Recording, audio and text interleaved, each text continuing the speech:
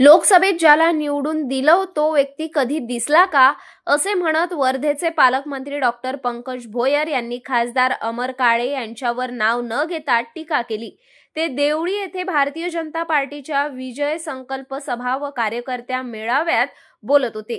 यावेळी ते उपस्थितांना म्हणाले, तुम्ही लोकसभेत निवडून दिलेला व्यक्ती ज्याला दिसला असेल त्यांनी हात वर करा, मीही त्याला पाहून घेतो, असे म्हणताच उपस्थितांमध्ये एकच हशा पिकला। विरोधक येतात त्यांना मतदारांना कन्व्हिन्स करता येत नाही म्हणून भूल थाप देऊन कन्फ्यूज करतात। केंद्रात आणि राज्यात भाजपचे सरकार आहे, त्यामुळे देवळीतही भाजपचे सरकार पाहिजे म्हणजे विकास होऊ शकेल, असेही डॉक्टर पंकज भोयर म्हणाले।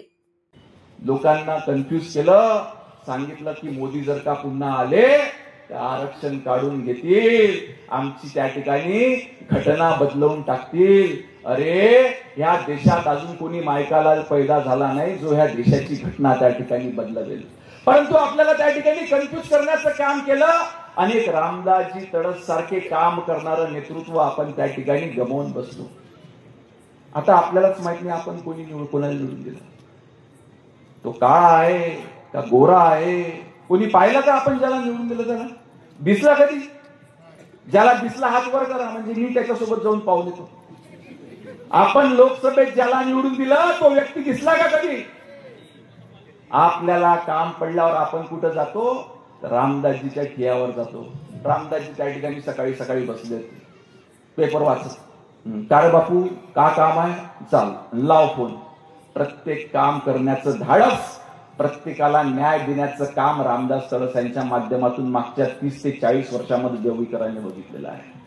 अशा वेळेस बंधूंनो, भगिनींनो, मी आपल्याला कळकळीची विनंती करतो, केंद्रात भारतीय जनता पार्टीचं सरकार, राज्यात भारतीय जनता पार्टीचं सरकार, आपल्या देवळी नगरपालिकेत देखील भारतीय जनता पार्टीचं सरकार आल्यास राजेश बकाने सारखे कर्तव्य दक्ष आमदार जे अनेक विकासाचे काम फक्त 1 वर्षाच्या कालावधीमध्ये देवळी करता उपलब्ध करून दिले, अजून 5 वर्ष निवडणुकीला त्या ठिकाणी शिल्लक आहेत, मोठ्या प्रमाणावर विकासाचे काम त्या ठिकाणी देवळी शहराकरता निर्माण करून देतील।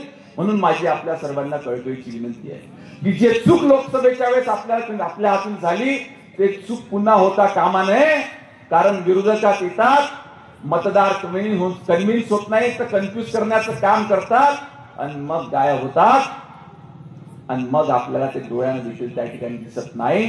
मग आपण शेवटी रामदासजी तडस असो किंवा राजेशजी बकाने यांच्याकडेच त्या ठिकाणी जातो। म्हणून ज्या पद्धतीनं आपण केंद्रात असलेलं भारतीय जनता पार्टीचं सरकार, राज्यात असलेलं भारतीय जनता पार्टीचं सरकार, म्हणून केंद्राचा निधी, राज्याचा निधी आपल्या शहरापर्यंत पोहोचण्याकरिता भारतीय जनता पार्टीचाच उमेदवार नगराध्यक्ष त्या ठिकाणी झाला पाहिजे, याची काळजी आपण घ्यावी, अशी कळकळीची हात जोडून आपणास विनंती करतो। आणि